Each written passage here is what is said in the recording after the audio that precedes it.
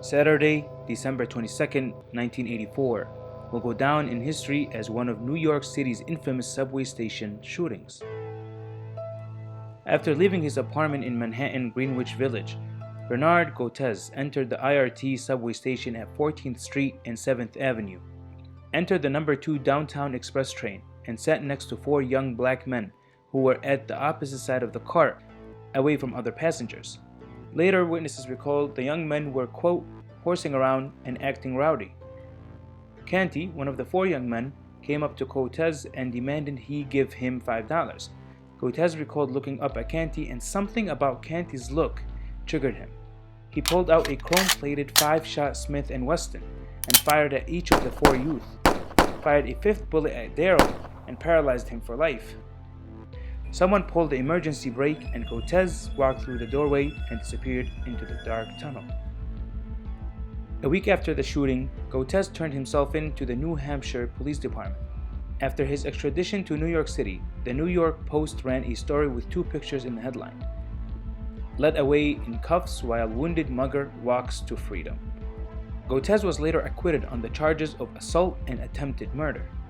This was New York City in the 70s and 80s, a city whose crime has reached epidemic proportions.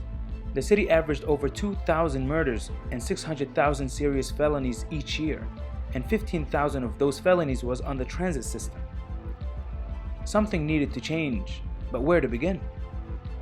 The New York City subway system was a mess, filthy to say the least. Garbage filled the station. All 6,000 cars in the Transit Authority fleet were coated with graffiti inside and out.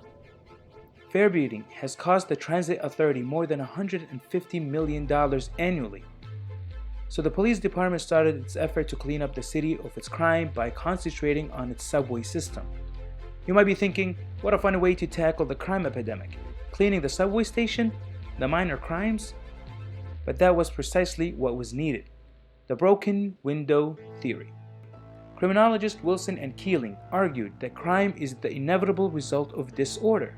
If a broken window was left without being fixed, then people passing by will conclude that no one cares and no one is in charge. Soon, more windows will be broken, sending a message from the buildings to the streets that anything goes. Wilson and Keeling argued that minor problems like graffiti and public disorder will invite more serious crimes. And so, it takes us back to our original problem. How do we clean up the city of its crime? Well, clean the city up. Literally, clean the city from its garbage, graffiti, and fare beating. And that's precisely what happened. The New York City Police Department began cleaning every subway car from top to bottom. No car was to go out for service unless graffiti was free from it. Solvent was used to clean the stainless steel cars, and the painted cars, the graffiti were simply painted over. Cracking down on fare beating was next in line to be tackled. The fare was only $1.25, which wasn't something that the police department felt was something to worry about. But it wasn't the price that triggered the change. It was the broken window theory we discussed earlier, that if one person doesn't pay, then the second will say, "Why should I pay?" And before you know it, it's a snowball effect that disorder is the common theme. And so at some stations, more than 10 policemen were posted at turnstiles enforcing the fare fee.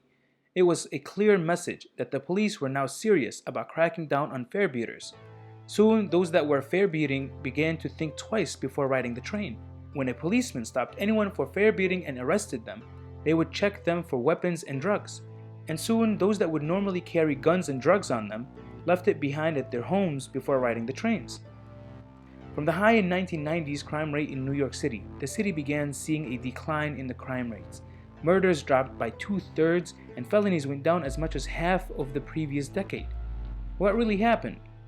It was really concentrating on the small issues that eventually solved the bigger ones. Which is the same theory applies in our life. When you want to tackle a big problem that's in your life, focus on the small things that you are overlooking by undermining the size of the problem, and that will eventually help you overcome the bigger issues.